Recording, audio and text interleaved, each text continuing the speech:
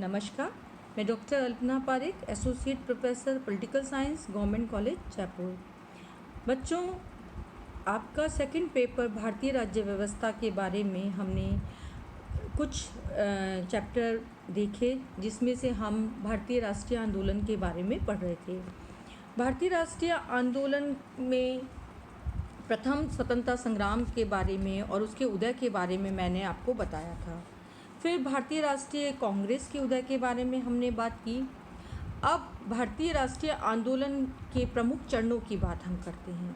देखिए, भारतीय राष्ट्रीय आंदोलन को यदि हम मोटे रूप में देखें तो उसके 3 चरण रहे हैं। एक उदारवादी काल, एक उग्रवादी काल और एक गांधी काल। सबसे पहले यदि हम बात करें तो उदारवाद क्या है, जो कि नरमपंथी विचारधारा है, जो कि अंग्रेज़ों के प्रति आस्था रखता है और अंग्रेज़ों से अपनी बातें मनवाने के लिए किसी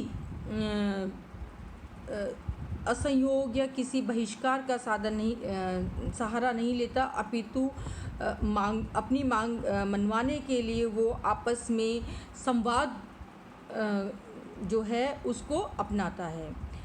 उग्रवाद जो है वो विचारधारा है जो उदारवाद से संतुष्ट नहीं है, उदारवाद की कार्यप्रणाली से संतुष्ट नहीं है, और वो ये कहती है कि अंग्रेज़ों से हम अपनी बातें मनवाने के लिए जो पद्धति अपना रहा है उदारवाद, अनुनय विनय की या संवाद की, ये छोड़नी पड़ेगी और हमें अपनी मांगें मनवाने के लिए अंग्रेज़ों के सामने गिड़गिड़ाना नहीं पड़ेगा, अपितु उनके प्रति विद्रोह करना पड़ेगा।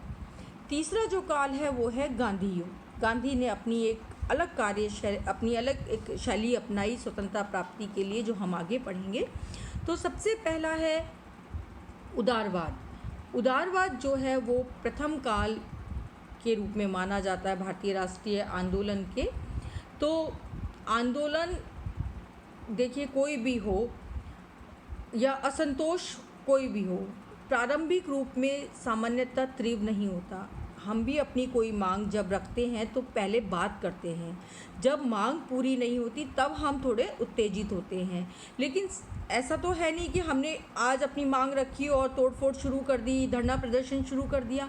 सबसे पहले हम अपनी बात को सामान्यता रखते हैं, ठीक है।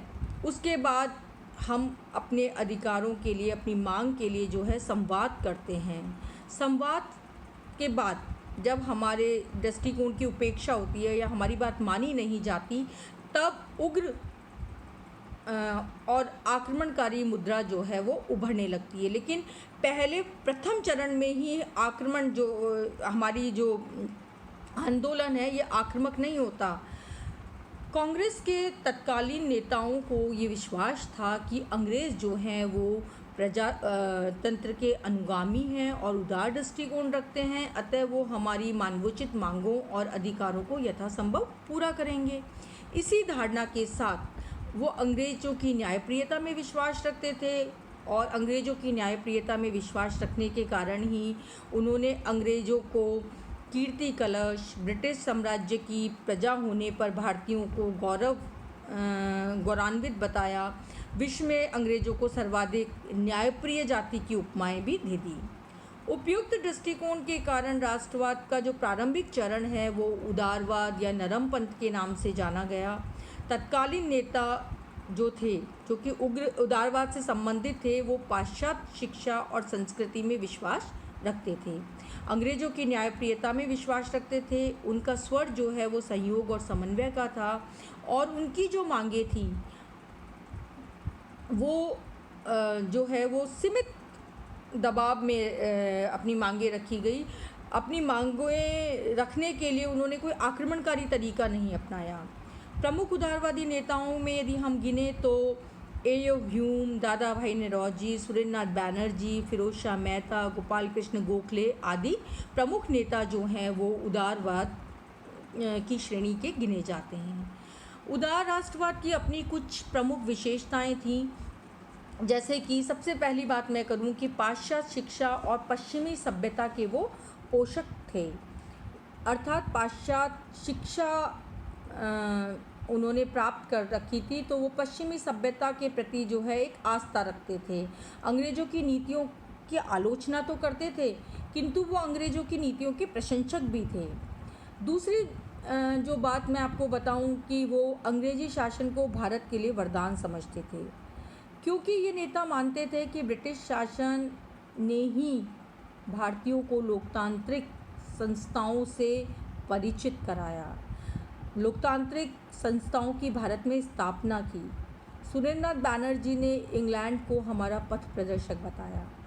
भारत में शिक्षा, सांस्कृतिक और सामाजिक उन्नति, लोकतांत्रिक विचार, आदर्श आदि की स्थापना के लिए वो ब्रिटिश साम्राज्य के प्रति सम्मान का भाव रखते थे।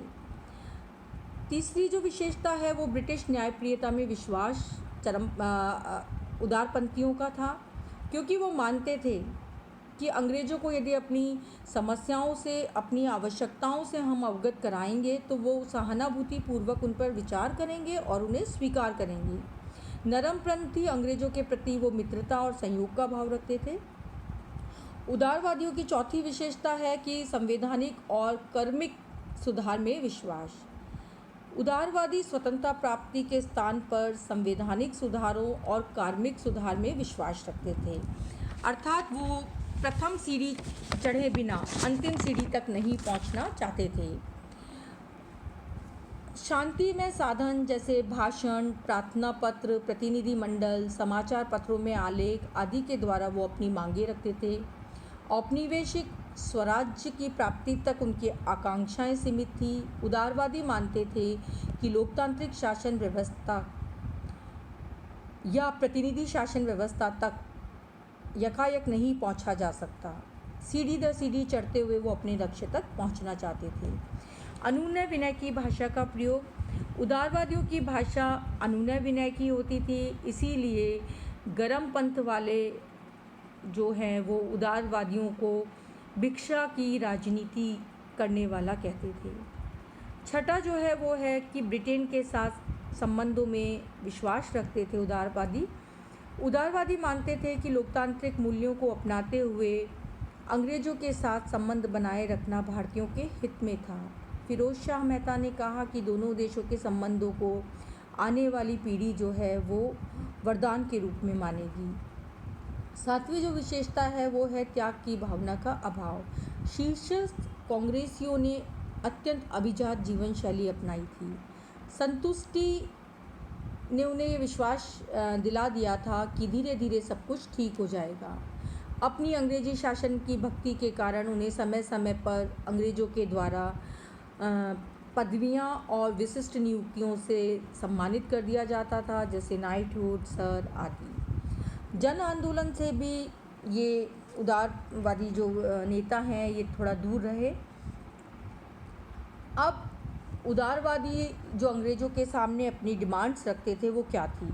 उदारवादी कांग्रेसी नेता शासन और प्रशासन से कुछ सीमा तक भागीदारी चाहते थे तथा वे क्षेत्र जहां जीवन बहुत कठिन हो रहा था वहां कुछ रियायतें चाहते थे, जैसे विधानमंडलों का विस्तार, भारतीयों को उच्च व सैनिक औद्योगिक शिक्षा दी जाए, राजकीय सेवाओं में भारतीयों की नियुक्ति की जाए, भारत परिषद, प्रिवी काउंसिल, कॉमन सभा आदि में भारतीयों की नियुक्ति हो, शस्त्र कानून संशोधित हो, बेगार प्रथा का उन्मूलन हो, राजव्यय में कमी हो आदि उनकी प्रमुख मांगें थी। अब उग्र राष्ट्रीयता का काल आया। क्यों? क्योंकि कुछ नेता, कुछ विचारक जो हैं वो उदारवादियों की कार्यशैली से खुश नहीं थे।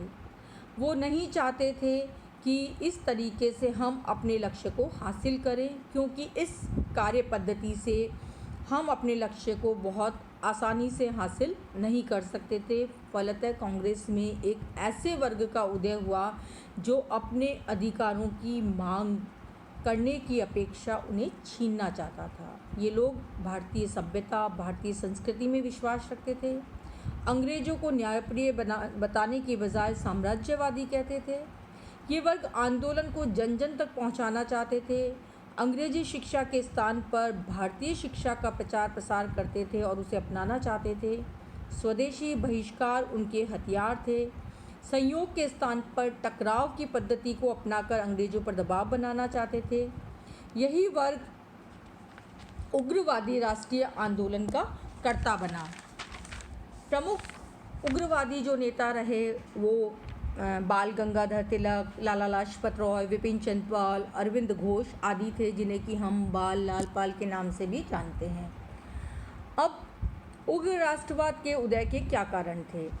देखिए, कोई भी विचारधारा अचानक नहीं पनपती, उसके पनपने के पीछे कुछ कारण होते हैं।